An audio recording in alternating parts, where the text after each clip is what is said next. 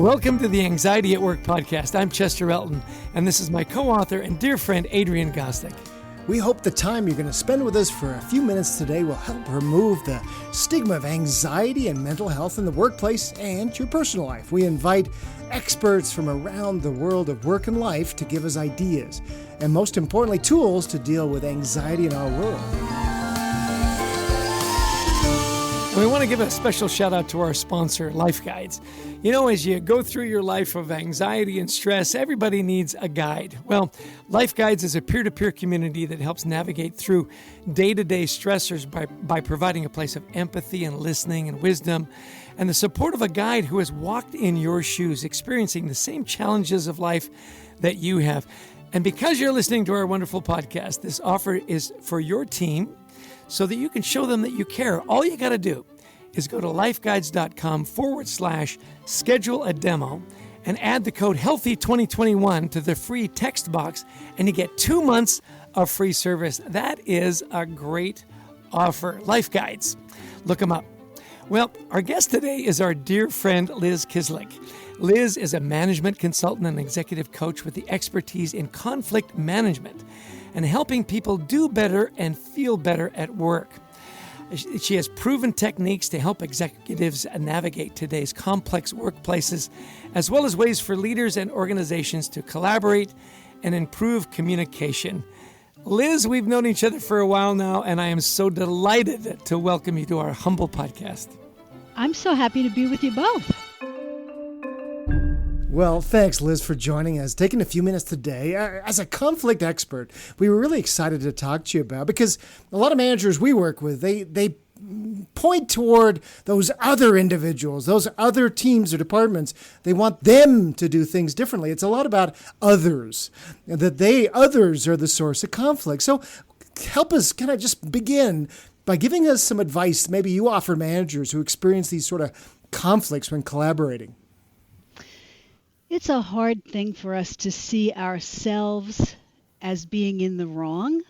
Of course, we want the right thing, and we assume we either know what the right thing is or at least know how we should be behaving. So when something goes wrong, we assume it's not us, it's those other folks. Really, the best place to start for this through the years is with the work and not the people. And so by stepping back from the interpersonal situations and really looking at what's the work, what is it we need to be doing, who are the stakeholders, what's our brief, do we agree about the basic terms of the work? That often can take some of the heat out of it. I will admit that it is difficult for people to do this if they've been engaged in an ongoing conflict for a long time, because they're so functioning on automatic, they're not actually thinking about even the interactions they have with the other person anymore. They're just assuming it all stinks and it's all terrible and they're terrible and somebody needs to fix this for me. So sometimes you need a facilitator to help them hear each other, because even when you prep them, sometimes they have a hard time hearing the other one. They'll try to do better themselves based on the instructions you give them. But if they're really locked in for a long time, you want a neutral third party to help them hear the other person and actually recraft what they're trying to say themselves too. Yeah, really interesting. You know, Adrian and I have been working in culture for the last 20 years and the importance of creating a defined culture at work. And we've seen how much of an impact a strong culture can have in an organization. So how does having a unifying culture at work help overcome some of the problems that can arise with various teams, as they work together?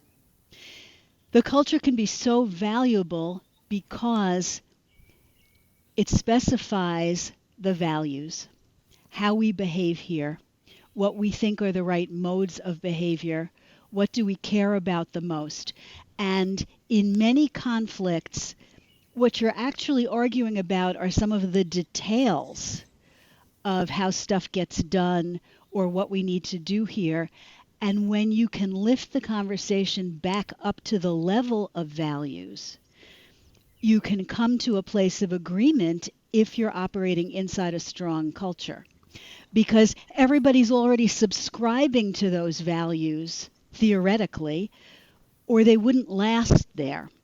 So if you can go back to that kind of bedrock, showing respect for each other, for example, delivering work product on time, caring for customers ahead of ourselves, whatever the tenets of the culture are, if we agree there, we have a place we can stand together. And from that, you can sort of build outward. What else might we agree about? And take it from there. If the culture isn't working, though, you actually have more ways to disagree and be angry with each other. Yeah, it's interesting. I was just working with a new coachee yesterday, and I said, okay, so tell me about your values. And he says, they're around here somewhere. I think there's something about customers in there. I kind of said, look, that's the sort of the foundational, that's the building blocks of culture, right? You're not setting your foundation. That's exactly right. I mean, I would ask him, what are his own values that he's brought there? Because somebody who doesn't even know what they are and isn't thinking about them, well, let's start with him. Yeah. And then encourage him to go see which of the values of the place he actually subscribes to. It's such a great point because, yeah, you're right. If I don't even know where they are, they're not meaningful to me. and I haven't aligned them with what matters to me. And, it's a really good point is that, there's a very good chance you haven't spent the time thinking about your own values as well, which you do when you're coaching somebody, we do when we coach, is help them think about that. Now, one of the values that most organizations have when we go out and work with them is some form of communication, transparency or openness or whatever they want to call it.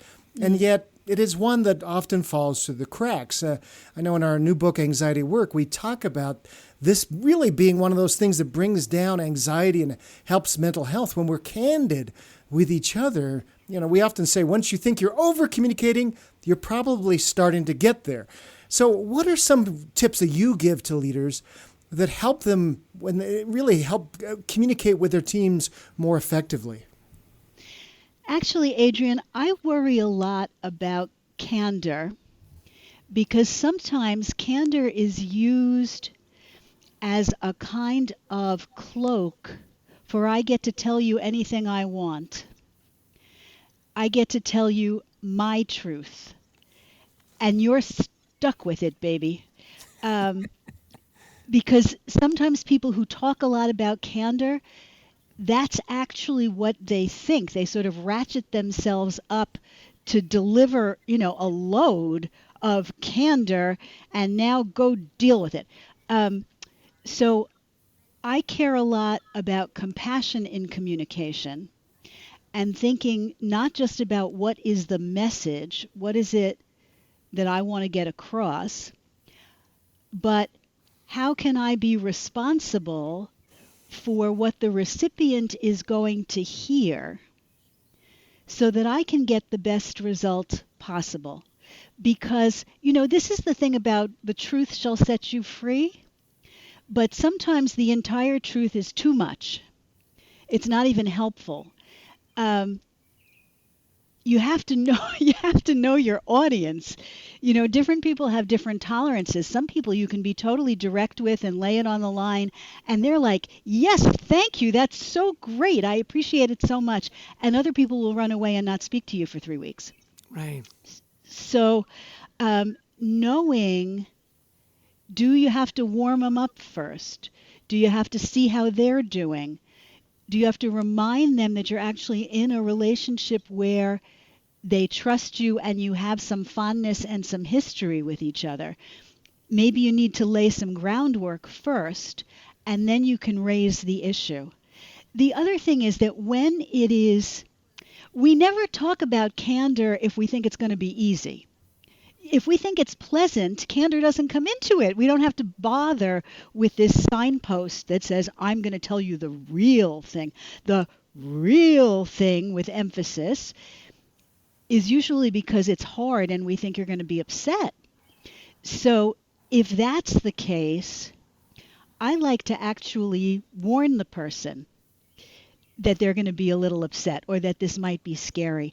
I often say, put your seatbelt on, so that they have just a few seconds to prepare themselves. And some of that's physical as well as mental. You can see people take a breath or sort of square their shoulders and they get ready. And then the thing is not only to speak kindly, but to include a lot of curiosity, because this is not just a delivery. There's got to be a reception at the other end. And so whatever it is I need you to know, I also need to know how that has landed with you and what you think about it and what it means in your world. So I always want questions accompanying a declaration to find out what's going on with the recipient.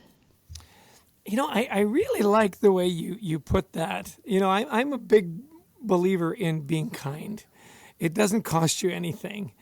I do love your idea too about saying, put on your seatbelt. This might be rough, because I agree with you 100%. Well, we need a candid culture, and sometimes it's just an opportunity to just tear into somebody under the umbrella of, I'm just being candid. Don't take offense.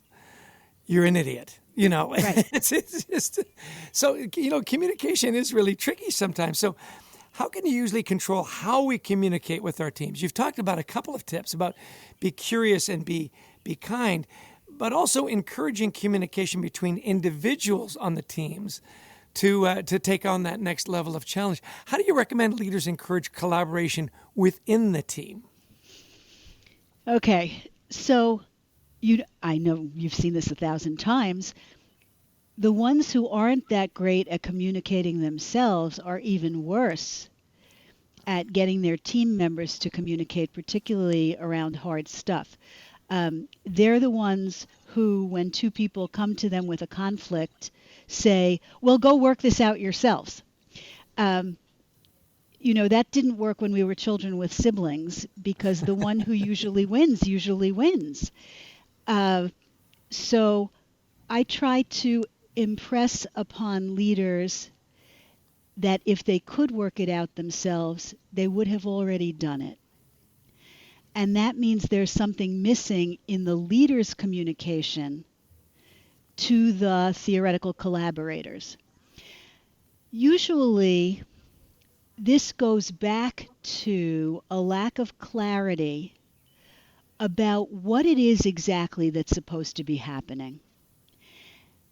Very often, leaders have a much clearer idea of some outcome than they are about the way it's supposed to happen. And when they give directions, particularly if they give it directions to people separately, or if there isn't a chance for real discussion when they're all together, they're not clear about who's supposed to do what. Or there are long-standing problems about, how this project got run 3 years ago, and are we reverting to type and going back to the old history and what didn't work before? And it's really the leader's responsibility, even though they may not have the training, to say to the two people, tell me what the issue is. What are your questions about it? Let's work it out together. It's on the leader to model it, to model keeping their cool, to model expressing regret and apology if that's necessary. Oh, I can see I wasn't really clear here. I just did this a minute before I signed on for you guys. I had given a client's assistant a time frame when I could meet from 9 to 10:30, and she scheduled me for 10:30. because her way of interpreting that was that the meeting could start anytime from 9 to 10:30, and my interpretation was that the meeting, the half hour, could run anytime from 9 to 10:30. There's a logic to both of them. Neither is morally better. We misunderstood each other. So I wrote right away saying, "I'm sorry I wasn't clear." Because why put it on somebody else? This way I've said it, and then she can feel more comfortable to try to fix the situation.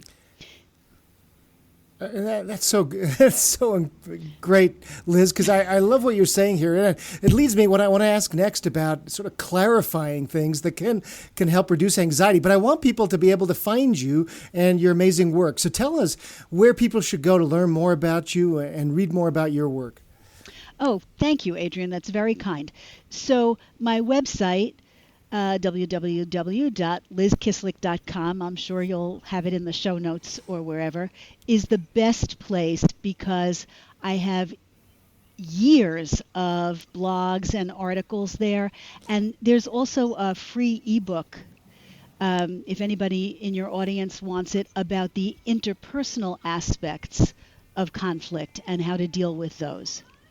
And that ebook is called How to Resolve Interpersonal Conflicts in the Workplace. Who doesn't need that? So go to Liz's website. Please download that. It's a really terrific resource. So let's get to this idea of clarifying. Things such as, I talk to so many employees who say, I just don't know decision-making authority. I've got so many bosses, personal responsibilities. What do I do? Priorities, etc. So, admittedly, sometimes employees can get bogged down in the details and we have to micromanage, but we've seen anxiety and perfectionism at play so much in the workplace in these situations. So what can leaders do to encourage their people to solve problems independently and overcome maybe perfectionism? Just get started and start doing things. Perfectionism is a version of fear. I mean, it's just a kind of fear. So how do we get people to overcome fear so they can solve their own problems, which really means how do we get them to be just a little less afraid so they can think more clearly and make some choices? I think of it as two different buckets. One is how can we get barriers out of their way?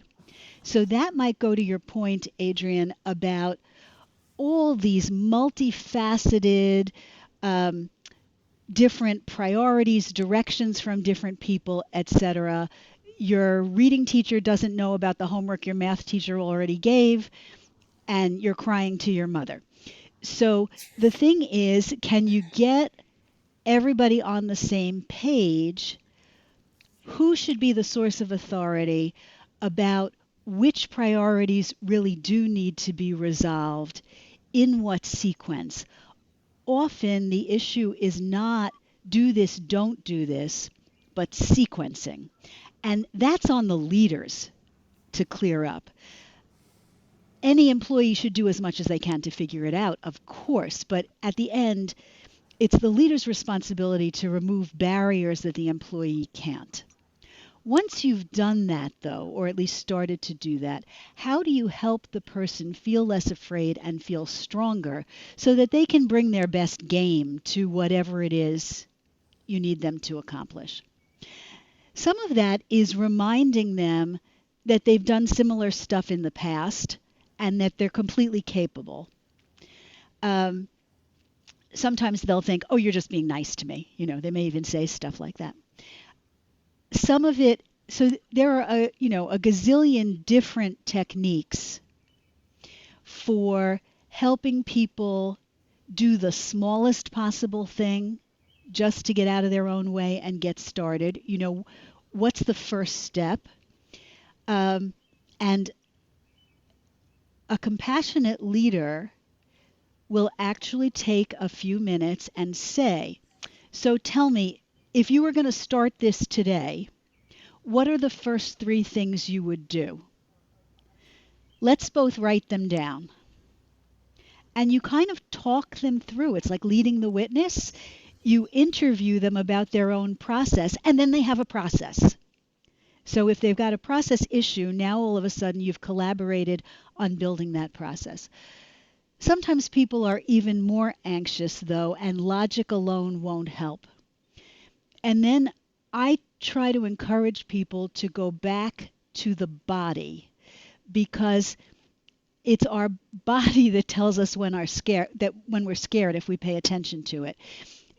How do you know that you're feeling anxious? Well, usually it's in your throat or your stomach or your head, or you have some reaction.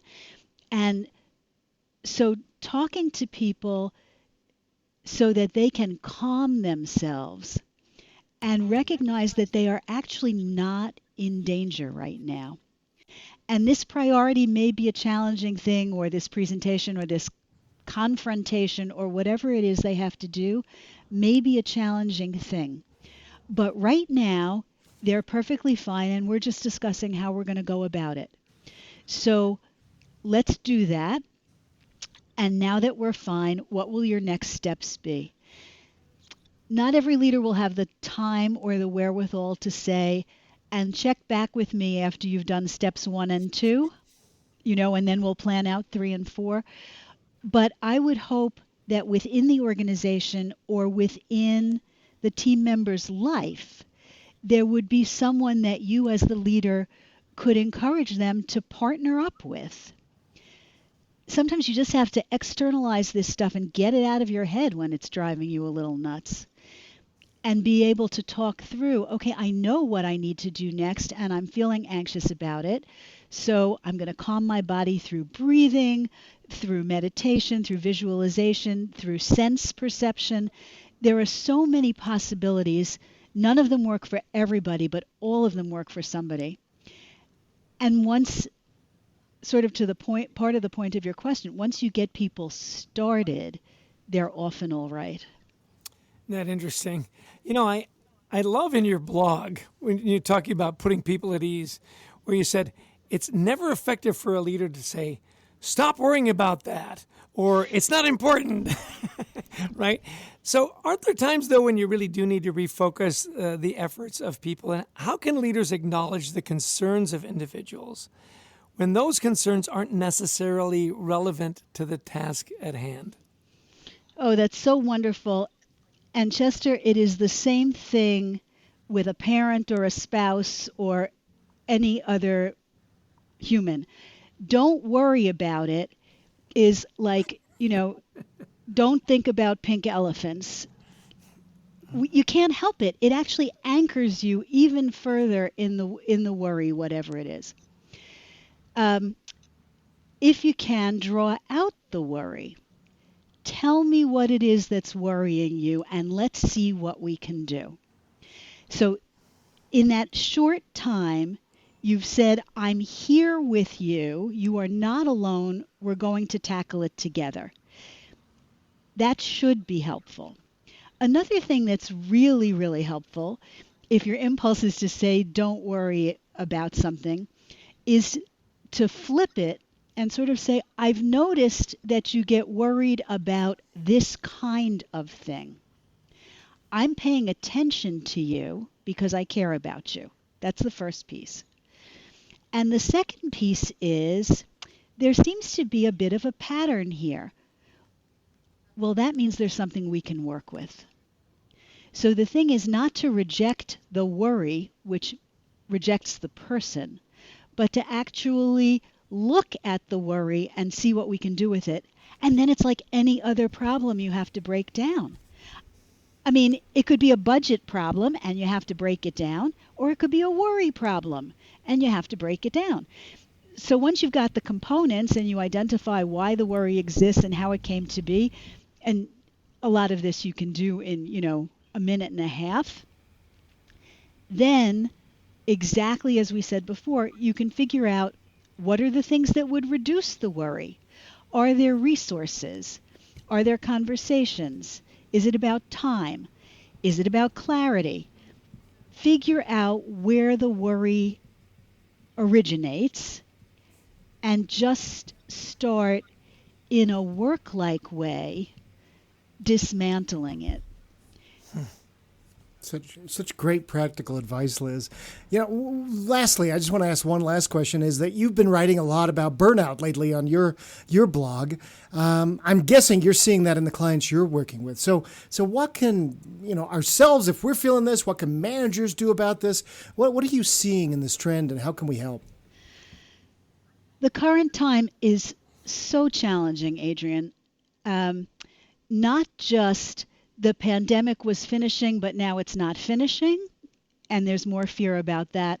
But also there's so much stress and tension about, will we go back to the office? How will we go back to the office? Who wants to be there more? Who wants to be there less? A lot of stuff going on. It is not worked out. So clarity is definitely missing, and it's the kind of situation in which often there's too much authority happening. We will do it this way. We won't do it that way. You are required. Those are things that make people anxious. The burnout happens when you don't know what's going to be good, what's going to be safe, and there's pressure both internally and externally. We need you back in the office. Yes, but I'm afraid. We need you back in the office. Yes, but I have people to tend to. That creates a real challenge, and it's made worse by anything outside of work that also is a little unclear or up in the air. So people are getting a little crispy around the edges. One of the, I think I'm saying the same thing over and over because it's the same stuff, just applied differently to match the circumstance. When people are burning out, one of the first questions is, what are the things that feel like too much? Sometimes you find out it's not a workplace issue at all. Then, as a leader, you can offer them your personal support, your actual human concern for them, which often is so great that they just understand that you actually care about them and not just what you can do for them.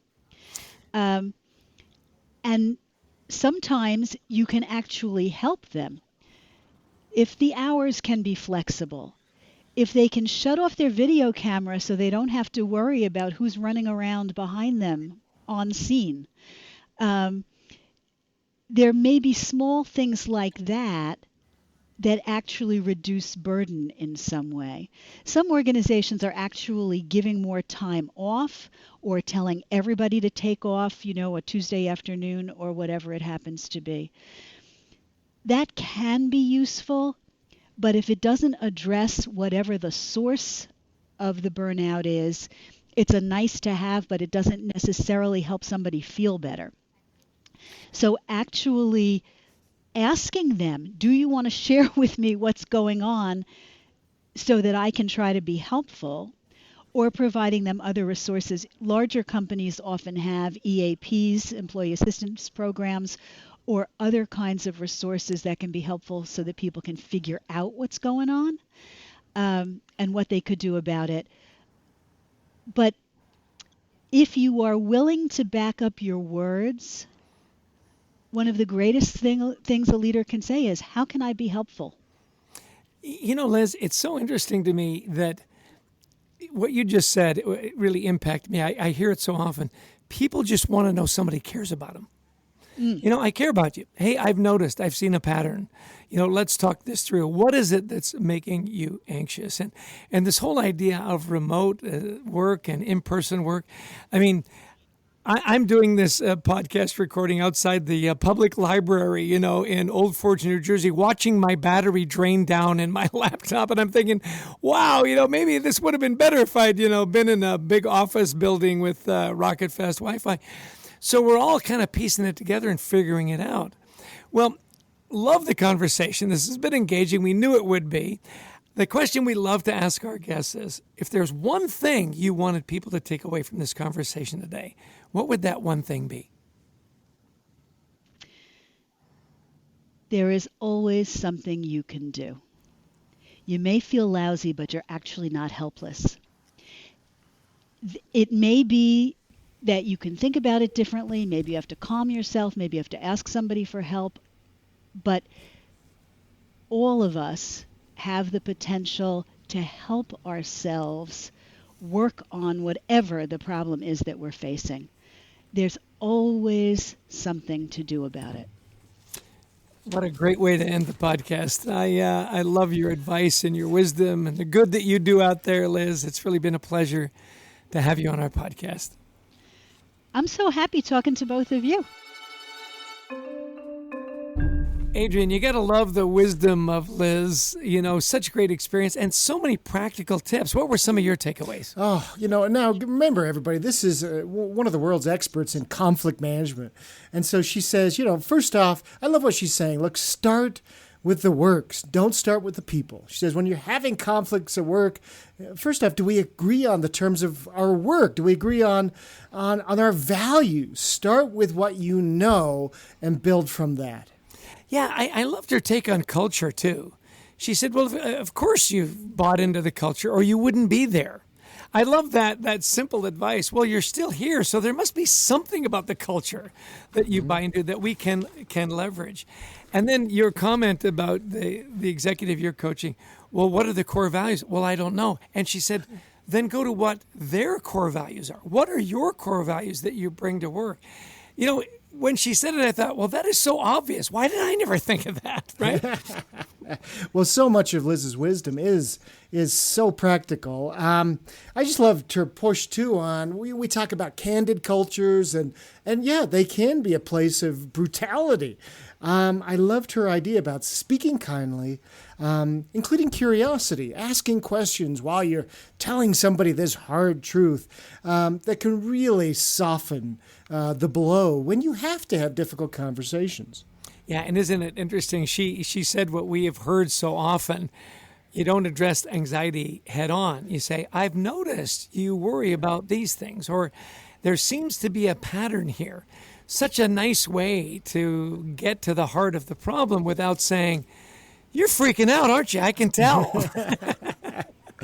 I loved her take, too, on burnout. We've been asked this question a lot lately, but really wise that she's saying, first off, she's saying too much authority makes people anxious. And unfortunately, we've seen this with, Jamie Dimon really recently saying, we're all coming back to the office. And that authority with no say after a year and a half of fear is going to just put anxiety through the roof. She says, get to the source of their unique burnout. Get to the source of their unique anxiety. That's because we all paint with a broad brush. We've been asked these questions 100 times, and we say, well, look, you got to be flexible. You got to do this. Her point is find out what they're concerned about and then address that. Yeah, she used an expression that I'm going to steal when you talk about burnout. She says, in these issues, it gets kind of crispy out there. I thought, what a great word to describe. You're not burned out quite yet, but it's getting crispy. It's getting crispy out there. Well, listen, the wrap up that she gave us was really stuck with me. She said, there's always something you can do. Don't give up. There's always something you can do. Really wise advice from Liz Kislik. So thank you, Liz. We want to thank all of you who have listened in, to our producer, Brent Klein, to Christy Lawrence, who helps find amazing guests like Liz. Thank you so much, everybody, for joining us today. Yes, and join us in our online community, WeThriveTogether.global. We're trying to create a safe place where people can talk about anxiety and mental health in the workplace. And of course, one last shout out to our wonderful sponsors at Life Guides. As you're navigating through life's pitfalls, we all need a guide. And Life Guides, pairs you up with someone who's walked in your shoes and gone through the same things you've gone through to give you great advice. And for our listeners, all you've got to do is go to lifeguides.com/schedule a demo. And when you go to the checkout box, all you've got to do is put in Healthy 2021 and you get 2 months of free service. Show your team members that you care. Look up Life Guides. Give it a run. Well, Adrian, another great podcast. Great to spend some time with you, my friend. This has been delightful getting to know Liz a little better and to working with you again, Chess. So to everybody, we'll talk to you again next week, and thanks for joining us. You bet. Take care and be well.